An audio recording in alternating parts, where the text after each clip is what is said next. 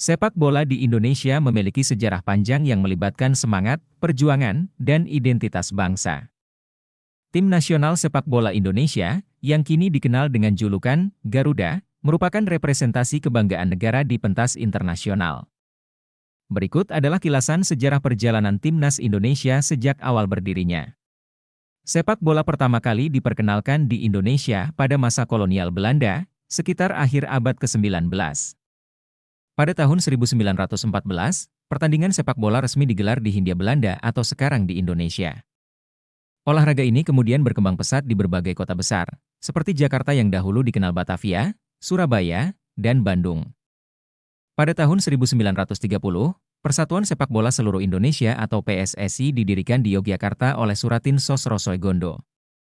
PSSI menjadi tonggak awal sepak bola nasional, yang kemudian menjadi alat perjuangan untuk menunjukkan eksistensi bangsa di bawah penjajahan Belanda. Pada tahun 1938, Timnas Indonesia yang saat itu bernama Hindia Belanda mencetak sejarah sebagai negara Asia pertama yang tampil di Piala Dunia FIFA. Tim ini berpartisipasi di Piala Dunia yang diadakan di Prancis setelah Jepang yang merupakan calon lawan di babak kualifikasi, mengundurkan diri. Meskipun kemudian harus kalah dari Hungaria dengan skor 0-6 di babak pertama, namun meskipun keikutsertaan tersebut tidak berlangsung lama, itu akan tetap menjadi catatan bersejarah bagi Timnas Indonesia. Setelah Indonesia merdeka pada tahun 1945, sepak bola menjadi salah satu alat untuk memperkuat identitas bangsa. PSSI menggelar berbagai kompetisi untuk mencari talenta berbakat di seluruh negeri. Pada tahun 1956, Timnas Indonesia kembali mencatat sejarah dengan berpartisipasi di Olimpiade Melbourne. Dalam turnamen tersebut, Indonesia berhasil menahan imbang Uni Soviet dengan skor 0-0, yang saat itu merupakan salah satu kekuatan sepak bola dunia. Timnas Indonesia mulai menunjukkan dominasinya di Asia Tenggara pada era 1980-an dan 1990-an. Dalam ajang SEA Games, Indonesia meraih medali emas pada tahun 1987 di Jakarta dan 1991 di Manila.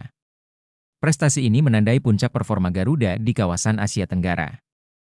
Sepak bola Indonesia tidak berjalan mulus, Timnas Indonesia menghadapi berbagai tantangan, seperti konflik internal di PSSI, dualisme liga, hingga sanksi FIFA pada tahun 2015. Namun, semangat para pemain dan dukungan besar dari supporter, yang dikenal sebagai pendukung Garuda, selalu menjadi pendorong kebangkitan Timnas Indonesia. Dalam beberapa tahun terakhir, pembinaan pemain muda menjadi fokus utama PSSI, yang menghasilkan bakat-bakat menjanjikan seperti Egy Maulana Fikri, Witan Sulaiman, Rizky Ridho, Marcelino Ferdinandan. Beberapa pemain lainnya menjadikan mereka sebagai simbol regenerasi pemain lokal dengan kualitas yang mampu bersaing di level internasional. Di sisi lain, kehadiran pemain-pemain keturunan yang berkarier di Eropa seperti Sandy Walsh, Jordi Amat, Jai Idzes, Shain Patinama dan pemain lainnya membawa harapan baru bagi Timnas Indonesia. Mereka tidak hanya memperkuat kualitas skuad, tetapi juga menambah kedalaman strategi, terutama menghadapi tim-tim kuat di Asia. Kombinasi bakat lokal dan pemain keturunan memberikan peluang besar bagi Indonesia untuk bersaing dalam kualifikasi Piala Dunia 2026. Dengan format baru yang memberikan Asia 8,5 slot memberikan peluang Indonesia lolos menjadi lebih realistis dibandingkan sebelumnya.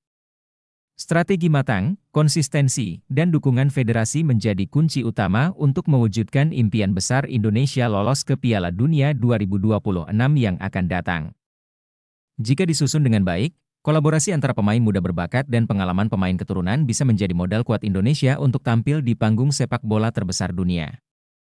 Dari sejarah Timnas sepak bola Indonesia tersebut dapat mencerminkan perjalanan panjang bangsa yang penuh dengan tantangan dan pencapaian. Meskipun berbagai rintangan menghadang, semangat Garuda tetap berkibar tinggi. Dengan pembinaan yang lebih baik dan dukungan dari seluruh elemen bangsa, harapan besar untuk melihat Indonesia menjadi kekuatan sepak bola di Asia bahkan dunia akan masih tetap hidup.